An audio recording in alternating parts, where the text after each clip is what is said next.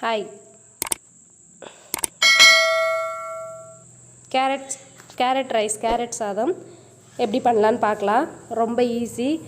கேரட்டை இப்போ நான் அரை கிலோ கேரட்டு, அரை கிலோவுக்கு மேலே இருக்கும். அரை கிலோ கேரட்டு எடுத்துக்கிறோம். எடுத்துகிட்டு 2 வெங்காயம், பெரிய வெங்காயம் 2 வெங்காயம் கட் பண்ணிவிட்டு, பச்சை மிளகாய், கடலைப்பருப்பு, உளுத்தம்பருப்பு, கருவேப்பிலை, பூண்டு, கொத்தமல்லி, அவ்வளோதான், வேறு எதுவுமே வேண்டாம். இதில் வதக்கிட்டு சாதம் நல்லா பலன்னு வடித்து எடுத்துகிட்டு அந்த சாதத்தை போட்டு இதில் கலரி எடுத்தால் கேரட் சாதம் ஈஸியாக செஞ்சிடலாம். குழந்தைங்களுக்குலாம் ரொம்ப பிடிக்கும், கலர்ஃபுல்லாக இருக்கும் பார்க்க. அந்த கலருக்காகவே சாப்பிடணும்னு நினைப்பாங்க. கேரட் துருவி வச்சுட்டேன். இப்போ வானலில் எண்ணெய் ஊற்றி கடுகு போட்டு உளுத்தம்பருப்பு போட்டு பொரிஞ்சிட்டு வருது. அதுக்குள்ளே வெங்காயம்லாம் கட் பண்ணி வச்சுட்டு கடலைப்பருப்பு போட்டு, கடலைப்பருப்பு உளுத்தம்பருப்பு 2 போட்டு எண்ணெயிலே வறுத்துட்டு, அதுக்கப்புறம் பச்சை மிளகாய் தான். இதுக்கு மிளகாய் பொடி சேர்க்க தேவையில்லை, பச்சை மிளகாய் மட்டும் போட்டால் போதும்.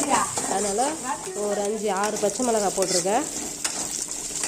பச்சை மிளகாய், வெங்காயம், பூண்டு இதெல்லாம் போட்டு நல்லா வதக்குனதுக்கப்புறம் நம்ம சீவி வச்சுருக்கிற கேரட்டை இதில் போட்டு நல்லா பச்சை வாசனை போகிற அளவுக்கு வதங்கினா போதும். ரொம்ப நேரம் இதை வேக வைக்கக்கூடாது, ஒரு மாதிரி ஸ்மெல்லு வரும் ரொம்ப நேரம் வேக வச்சா.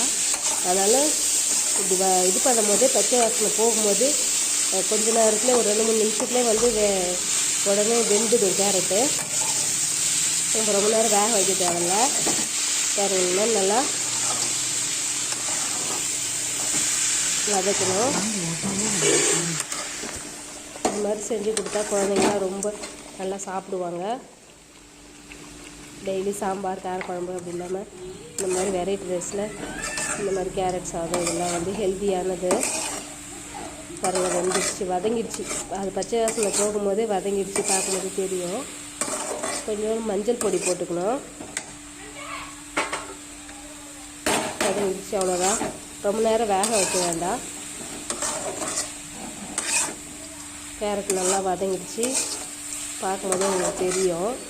அதுக்குள்ளே சாதம் வடித்து பலன்னு இருக்கிற சாதத்தை இதோட போட்டு, இப்போ அரை கிலோ கேரட்டுக்கு 1/4 கிலோ அரிசி போட்டு சாதம் வச்சு அதை இதோட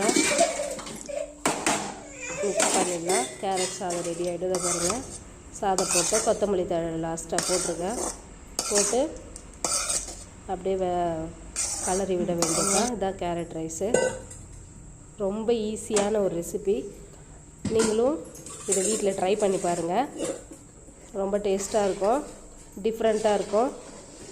கலர் பார்க்கும்போதே சாப்பிட்ணுன்னு தோணும்.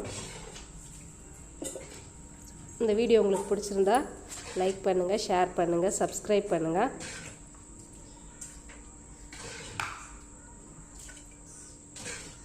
ஒரு ஹெல்த்தியான ரெசிபி, ஈஸியானது, உடனே செஞ்சிடலாம் ஒரு 10 மினிட்ஸில்.